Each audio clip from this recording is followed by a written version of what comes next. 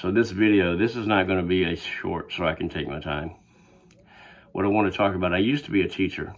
I taught high school for 3 years, and I taught in a private school, but it's very similar to the issues that they have in public school, because I have many friends who taught in the public school, and they say the same thing, same issues. Entitlement is the main one that I'm going to talk about today. I'm going to talk about the day that I knew I'm done, I'm leaving, gone, I'm not doing this anymore. So just to back up a bit, I got my master's degree in history, and I wanted to teach. So I went, and I didn't get a degree in history education. I got 2 degrees in history, which means I had to go do the master's, take the comps and all that. And so I think I know a little bit about that. Anyway, so I did this job. I like this job, good job. And the first year, everything goes all right. And I have a little bit of trouble with all the administrative nonsense, but I'm like, okay, you gotta expect that. That's fine. I can deal with it. It wasn't that bad. I got voted Teacher of the Year 2 out of 3 years while I was teaching at this high school/junior high.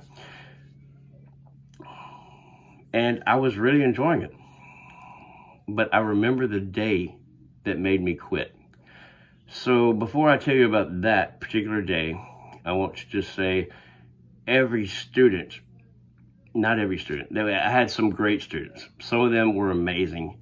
And to this day, they're very successful. And I know some of them still, and they've gone on to be very successful. A lot of them, there was this entitlement that parents would have about their children. They would never think that their child did anything wrong. If you tried to talk to the parent and say, oh, well, your child is being a jerk in class, disrupting the class, they would say, oh, no, not my kid. It must be the other one. And I'm sure that they're making him do it. And I cannot tell you how quickly I got tired of that. But I put up with it for 3 years, but that was a constant thing. No, it wasn't my kid. If he did do that, then it was because somebody else was making him do it. So, that's not him. I mean, the other kid, the other one, that's the one that's responsible for that. And so the 3rd year, one of my goals, and the administration was behind this, was to make sure that the kids become more responsible, try to make them be more responsible for themselves. And that's one thing I tried to do.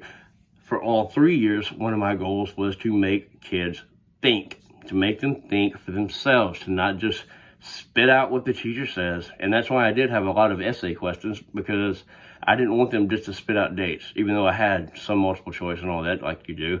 But I didn't want just that. I wanted them to think. I wanted them to think, why do I think what I think? Why do I believe what I believe? There has to be a reason. If you believe something without a reason, then why do it? Anyway, so that was one of my goals. Getting in the weeds. That 3rd year, the responsibility, right? One of my main goals is to teach responsibility, and of course the same goal to make them think. The day that I decided to hang it up, the day I knew I was done, that 3rd year, was this. That 3rd year, I had to teach a 7th grade history course, which is the first time I had done that, and I dumbed it down. I dumbed it down, which I guess is appropriate for 7th graders, but they were not having to do hard things. Like, for example, one of the questions on the test that I'm about to talk about was, which Union general is famous for his march to the sea? And I gave 4 choices.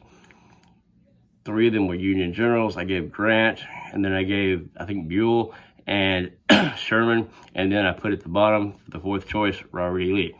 I had one student pick Robert E. Lee, who was famous for his march through the South to the sea.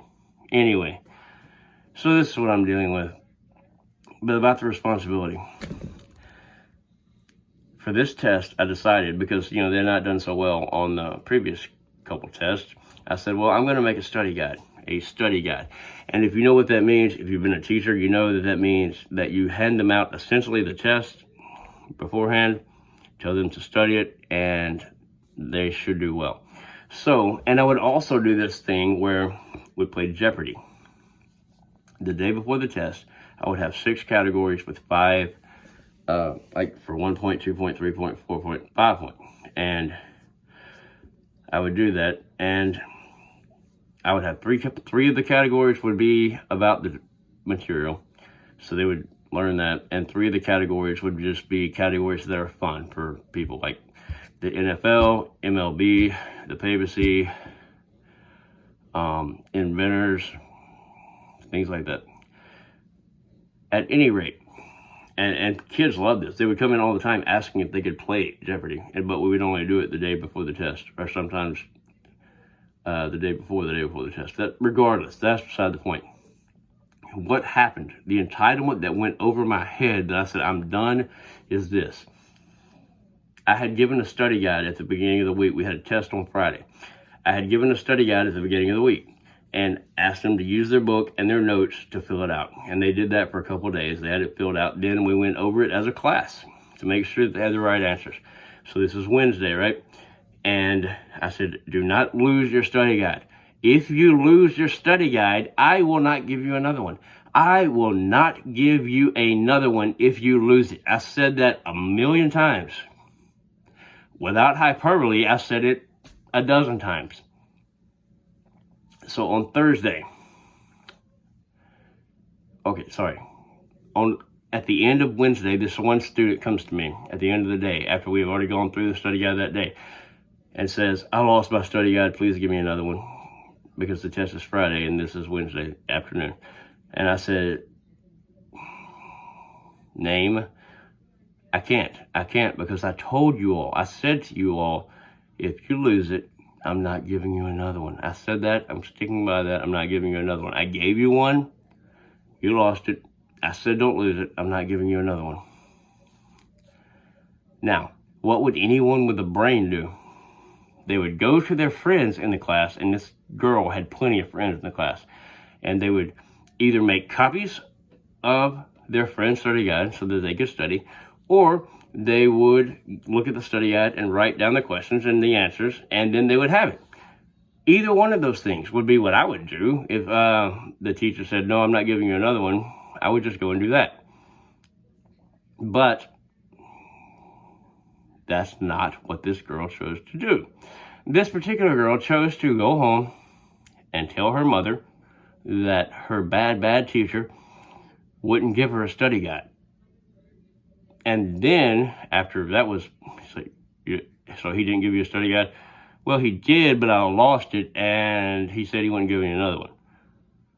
Okay, so what does the mother do? Does the mother say, hey, that's what the rule is. That's what he said, so he's trying to teach you responsibility, so just go to your friend and get their study guide, make some copies, and you'll have it, or just go and write down the answers. You'll have it then, too. No. And this is the entitlement I'm talking about with parents. I'm standing in the hall on Thursday now, the day before the test, and she's lost her study guide the day before. Her mother comes into the school, walks through everything, comes down to me at the end of the hall when I'm talking to another teacher, and before I know what's happening, she walks up, she says, Mr. X, here's a quarter. Please make Macy another study guide. And I said, what? And she walked off. She's just gone. And I said, okay, well. And then I looked at I said, do you believe what she just did? And he's like, no, man, I cannot believe she just did that.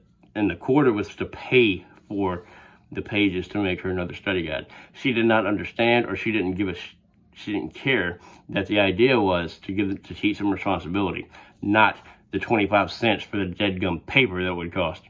So that day I said, I'm done with this. And so what I did was I went and made her 2 study guides, handed them to her, said, here's your quarterback, here's your study guide, and there you go. And she said, okay, thank you. And that was it. But the entitlement behind that, teaching your kid, you don't have to follow the rules. You don't have to be responsible. You don't have to, if you did lose it, you don't have to think about what should I do to fix this. You just have to Go tell your mommy, and your mommy will come and fix it. Done. Over. Quit. And that's when I went back to work on the PhD.